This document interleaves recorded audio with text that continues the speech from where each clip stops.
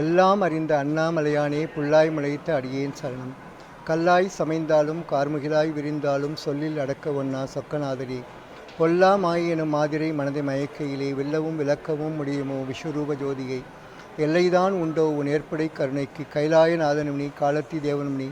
புன்னை மரத்தடியில் பொழுதும் தவமிருக்கும் மயிலாய் உருவெடுத்து நம் மனதை மயக்கி நிற்கும் காதல் கற்பகத்தின் கம்பீர நாயகன் கபாலியும் நீயே.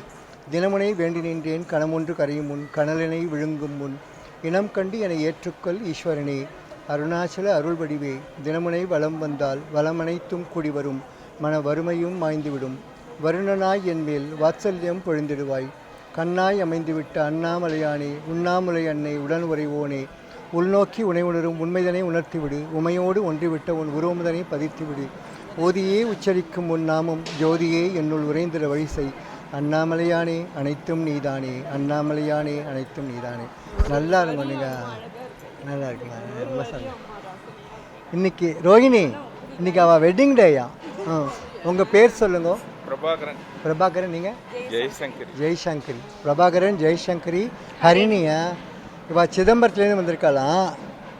ஜோதி டிவியில் என்னை பார்த்து அவள் அந்த பாட்டில் பரவசமாகி என்னை இங்கே எங்கே பிடிச்சிருக்கா, அபிராமி சன்னதிக்கு முன்னாடி என்னை பிடிச்சிருக்கா. இப்போது ரொம்ப சந்தோஷமா. உங்களுக்கு ரொம்ப ரொம்ப ஸ்பெஷல். ரொம்ப சந்தோஷம். நல்லா இருக்குமா? ஆமாம், வெட்டிங் டே உங்களுக்கு ரொம்ப நல்லா இருக்கட்டும். அந்த குழந்தை நல்லா இருக்கணும். நல்லா இருக்கும். மகிழ்ச்சிமா. நமஸ்காரம். நம்பர் நான் பகிர்ந்துக்கிறேன். நீங்கள்